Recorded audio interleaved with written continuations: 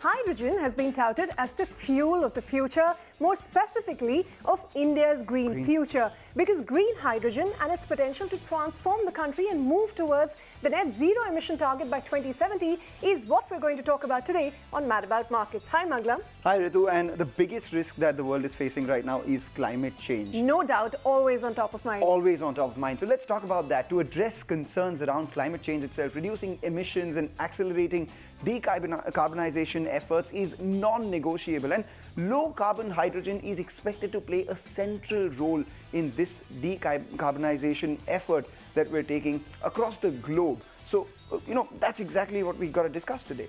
But, is green hydrogen really the hero of net zero? Here's what Prime Minister Narendra Modi had to say.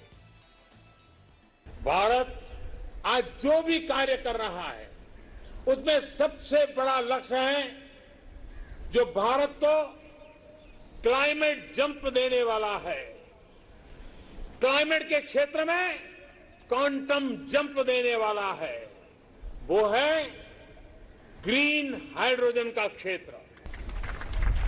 अमृतकाल में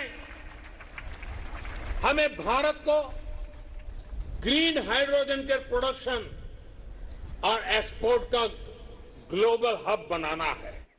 Well, you heard it from the Prime Minister himself. Now, the latest buzzword in the world of global green energy is Green H2 111. And no, that is not really the name of a science fiction movie at all. But what it does denote is simply global energy aspirations of achieving $1 for 1 kilo of green hydrogen within 1 decade. So that is what 111 is.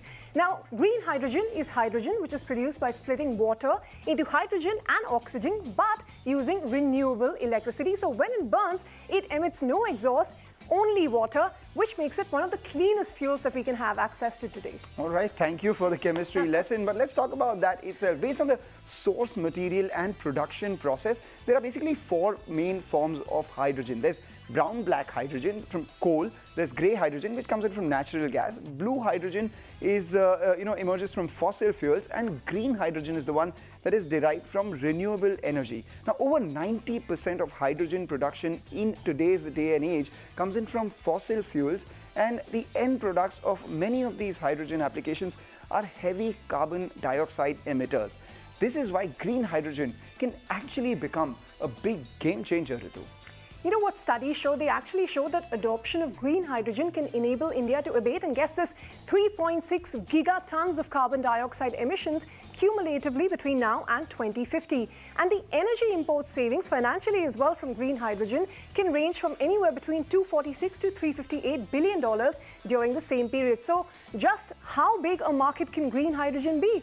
Well, as per a Niti Aayog report, the cumulative value of the green hydrogen market in India could actually be $8 billion by 2030 and to $340 billion by 2050. We'll get to the contribution of green hydrogen overall in just a bit.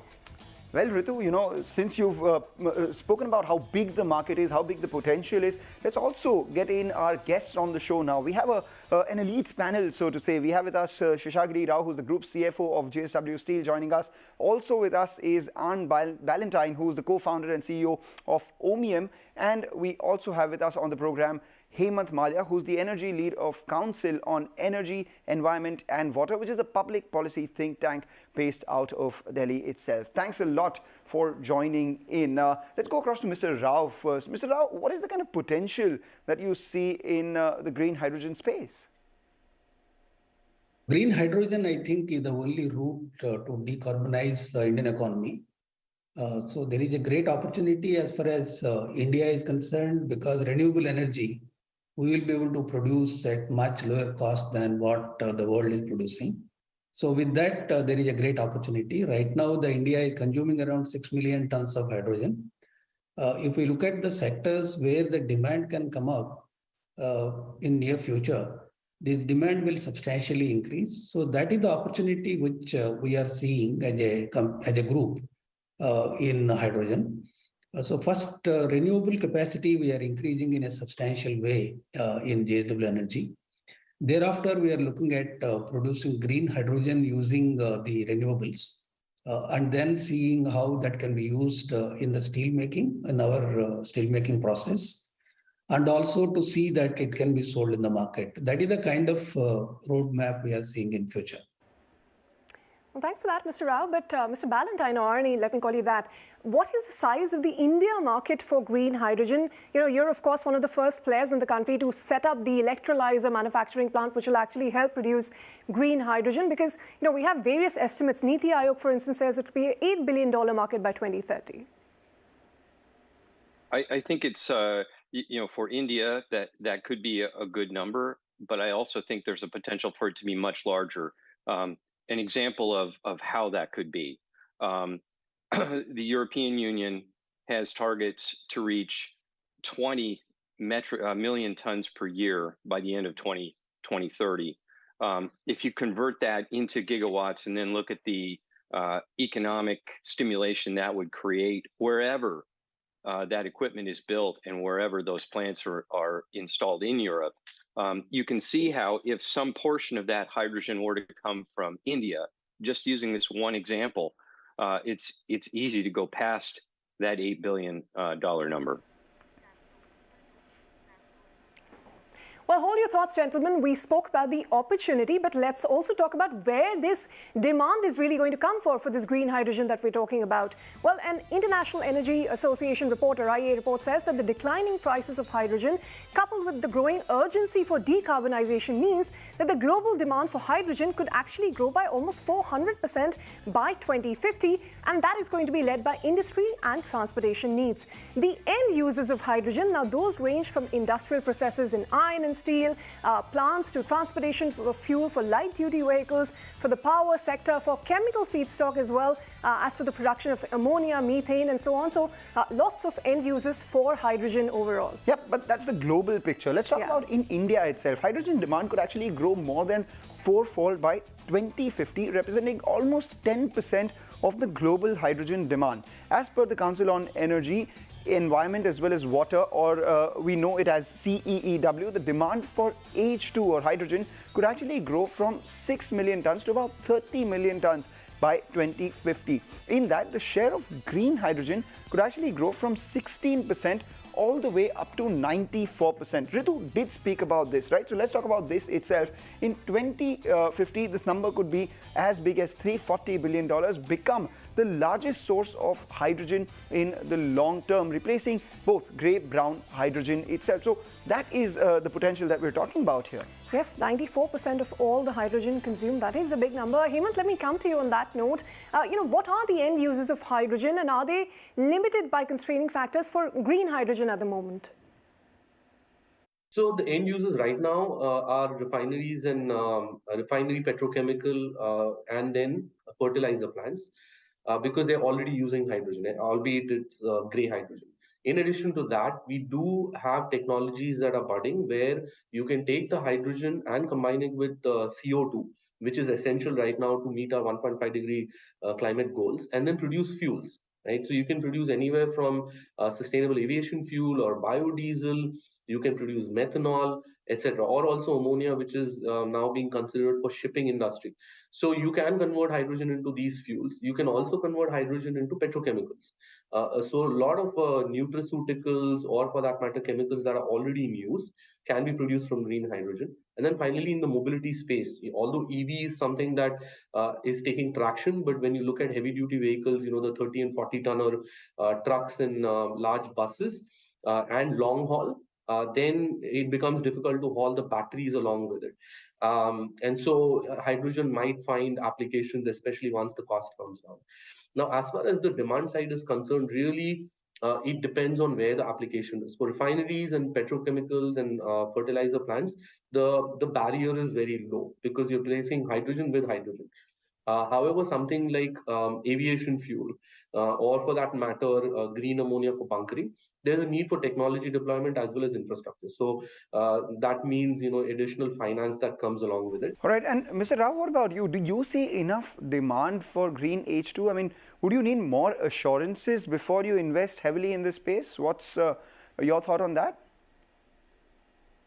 The green hydrogen policy that has been announced by Government of India, I think there are some incentives which are being envisaged to incentivize the industry to produce green hydrogen and also to supply. So basically, the major challenges in terms of overall production of green hydrogen is concerned, the electrolyzers availability and the cost of electrolyzers. And the second is the transportation infrastructure, refueling stations. There is a huge amount of capex that is required in that. So if you want to really create demand in the user industries and also make them to transition towards use of green hydrogen, replacing existing fossil fuel-based energy, then what is required is the infrastructure creation. I think their industry definitely look forward to the government to create that infrastructure by incentivizing either private sector or under PPP model or by the government itself. This is very much essential to attract the industry to transition towards green hydrogen. Take your point, Mr. Rao. You know, there is a lot of investment required for it, and there are incentives coming as well. In fact, keeping the potential of green hydrogen in mind, the government of India has announced a green hydrogen policy in February itself of this year. It's aimed at boosting domestic production of green hydrogen to 5 million tons by 2030, make India an export hub for clean fuel as well. It proposes to offer 25 years of free power transmission for green hydrogen producers and a single portal for all clearances required for setting up green hydrogen production. Also, there is a facility for producers to bank any surplus renewable energy that they have generated with discoms for up to 30 days and use it as required. But for green hydrogen to really take off, producers also need to see an improvement in the cost economics, Ritu, because it is expensive. Yeah, it is a very capital-intensive process, and that's exactly what Mr. Rao from JSW was telling us about. Actually, as for estimates which have been done by KPMG, the cost of green hydrogen is almost double of what you get from the cheaper alternatives like grey hydrogen. So it costs anywhere between 320 to 330 rupees per kilogram to produce green hydrogen, and compare this to other forms, about 160 to 200 rupees per kg for grey hydrogen. However, the analysis by this KPMG also suggests that green hydrogen costs in India could potentially half, fall to as low as 160 to 170 per kilogram by 2030, which will bring some parity with grey hydrogen and other fossil fuels, thanks to some of these policy measures that have been announced. Well, beyond supply and demand, a robust market for green hydrogen would also translate to a growing demand for production and consumption technologies. India's own internal market for electrolyzers could actually grow from around $5 billion in 2030 to $31 billion by 2050 itself, which represents a demand of close to around 226 gigawatts. Well, let me ask that to Mr. Rao, because, since you are looking at producing green hydrogen, what are the cost estimates for production, and do you expect it to come down over time? Cost of production of green hydrogen, it depends upon at what cost the renewable power is available. So the renewable power today is in the range of 2 rupees to 3 rupees per unit. If it is 2 rupees per unit, then the second element of cost is capital cost of electrolyzers and the capacity utilization of electrolyzers. These two are also very important factors in determining what would be the cost of hydrogen. So assuming that the electrolyzer cost will become competitive in future, as on date it is expensive. And if we take these two costs under control, I think it is possible to achieve, if not $1, below $2 the hydrogen cost per kg. All right, Mr. Rao, on that note, we'll ask you to just hang in there for a bit. We'll take a short break, and as we do that, on the other side, we will also take a look at how India's giant corporates are actually hitching their wagon to the green hydrogen dream. And as always, we're going to do the yays and the mays, and of course, ask the bigger question. Welcome back. This is Mad About Markets, and today we've been speaking about the potential of green energy and India's adoption of green energy, specifically hydrogen, and what that could do to realizing it would make it look so beautiful, right? There would be a factory, there would be greens around, clean water, renewable energy, only if this was true. Well, beyond the aesthetics, the companies do realize India's potential, and therefore a few global as well as Indian industry players have rolled out the pilot and large-scale projects that can increase green hydrogen production in the country and its end use in the future. Take, for instance, Reliance Industries, which plans to invest about 600 billion rupees to build a 5,000-acre green energy complex in Gujarat, which will house an electrolyzer plant to produce green hydrogen. GAIL, that's another one. It is looking at locations to finalize a 10-megawatt electrolyzer plant, which is going to be one of the largest plants that will be announced or produced in future. And those aren't the only ones. We have NTPC as well, looking to produce green hydrogen at a commercial scale. IOC is the other one, which is also in the process of setting up a green hydrogen plant at its Mathura refinery in Uttar Pradesh. L&T and JSW as well have plans in this space. For L&T, the plans are to invest anywhere between 10 to 15 billion rupees on their green initiatives, which includes setting up a green hydrogen plant at their Hazira complex. And JSW Energy, on the other hand, is targeting 20 gigawatts of power generation capacity by 2030, and 85% of this capacity would come via renewable energy. And of course, we have been speaking to Ohmium, which too has set the first electrolyzer plant in the country. Well, Mr. Ballantine, just last year, Ohmium launched India's first green hydrogen electrolyzer gigafactory, and you've also recently raised some money in Series B funding to expand your project. What is the current capacity and what are the expansion plans? We launched the plant with a capacity of about half a gigawatt per year. And what we're in the middle of now is bringing in and installing all of the equipment and so forth, so that that number would increase to 2 gigawatts per year of our systems that we can assemble together. As you can imagine, when we look at the size of the economic growth and markets that we're talking about, we certainly do intend to expand further from there and really align with this idea of having India be our hub for our R&D as well as our manufacturing. Well, Hemant, we go back to the concerns about uncertainty in demand and the kind of investments that one has to make. But just wanted to understand, is there enough certainty in demand for producers who are actually looking to set up plants, etc., or will that continue to be a bit of a constraint? No, that is definitely a constraint because we do need policy that creates that demand.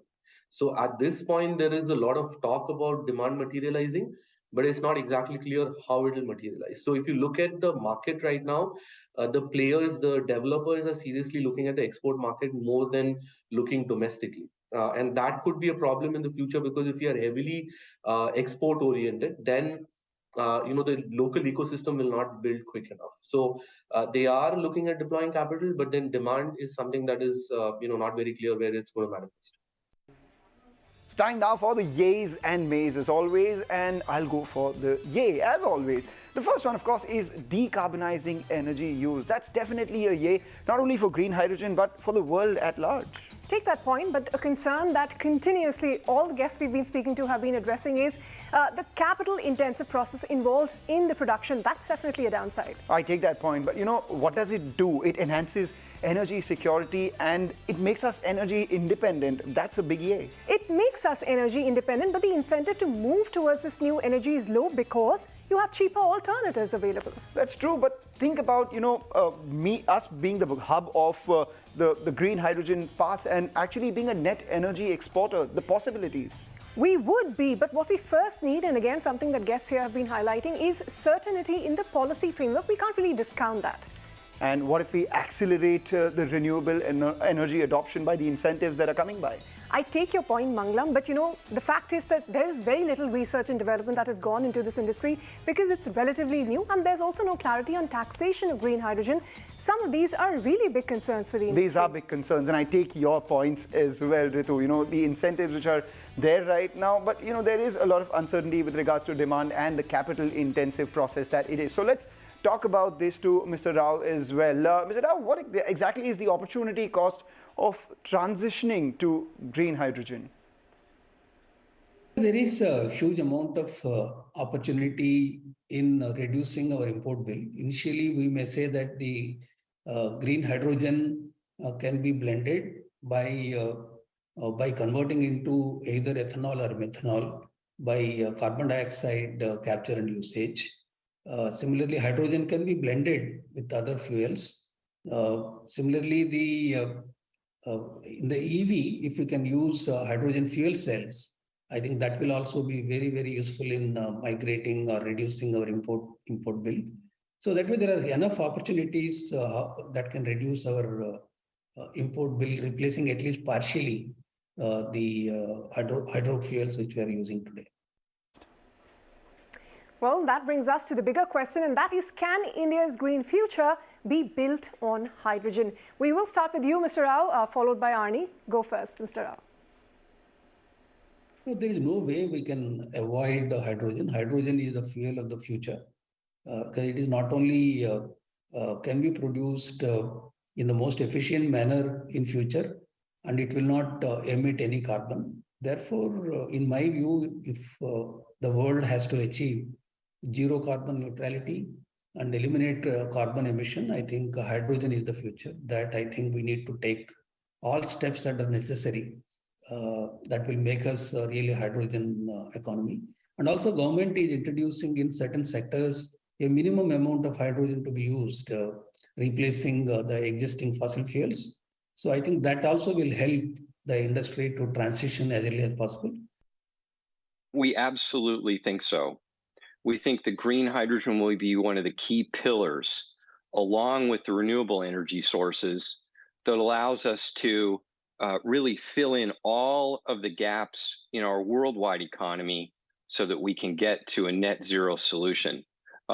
It's going to take lots of different technologies, but hydrogen generation is really one of the key parts for some of these big aspects like long distance travel, long distance shipping, ammonia or fertilizer production, work with steel and metals, all of those aspects. And it's absolutely essential and important that work with renewables make progress too, PV, wind, etc. Without all of those, you can't really go and effectively create the hydrogen molecules you need to then create the green molecules that the economy needs.